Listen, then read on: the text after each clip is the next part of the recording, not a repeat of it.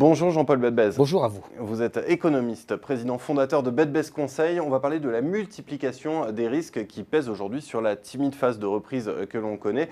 Brexit, Venezuela, Arabie Saoudite. Alors d'abord, première question, comment est-ce que vous expliquez cette multiplication des risques? Il y a deux raisons. Un, il y a moins de croissance. Et deux, les taux d'intérêt sont plus bas.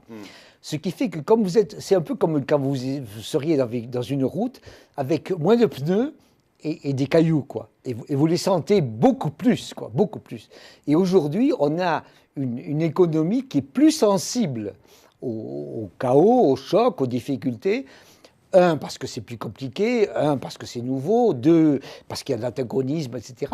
Mais en même temps, avec les taux d'intérêt qui sont beaucoup plus bas, si vous voulez, la façon dont on pourrait amortir les chocs a beaucoup diminué. Et donc, on est dans une phase hyper inquiète et hyper sensible, les deux à la fois. Et ça, on le retrouve systématiquement sur le long terme. Quand il y a moins de croissance, il y a effectivement toujours une multiplication des risques. Les deux toujours. Et simplement, ce qui se passe aujourd'hui, c'est que ça devient fou. C'est-à-dire qu'on vous dit, avez-vous remarqué la crise? Ah oui, oui. Avez-vous remarqué la montée des taux d'intérêt? Ah oui, oui. Avez-vous remarqué ce qui se passe dans tous ces pays? Oui, oui. Avez-vous remarqué quels sont les taux d'intérêt à long terme? Ah oui, oui. Ils sont à 0,1, 0,2 ou négatifs. Ou négatifs. Alors vous dites, mais normalement, quand les gens sont inquiets, les taux montent, sauf s'ils sont très inquiets. Alors s'ils sont très inquiets, ils vont n'importe où on les protège. Simplement, en allant dans les endroits où on les protège, à ce moment-là, par exemple, c'est le cas américain à l'heure actuelle, tout le monde a peur. Donc tout le monde va, hop, aux États-Unis. OK. Alors les taux d'intérêt à long terme baissent. OK, aux États-Unis. Mais le dollar monte. Et ce qui fait que quand vous cherchez un refuge, le prix du refuge augmente, ce qui fait que la situation américaine, de ce point de vue-là, est fragilisée. L'autre refuge, c'est effectivement la Suisse, mais c'est un petit refuge. Je ne veux pas être vexant, si vous voulez, mais à l'heure actuelle, si vous voulez mettre tout l'argent inquiet du monde en Suisse, ça ne le fait pas. On essaie aussi de venir en Allemagne. Et puis maintenant, d'ailleurs, on trouve que la France, c'est bien. Ça prouve à quel point c'est étrange, quoi. S'imaginer que la France est un refuge, pour les Français, c'est difficile à comprendre.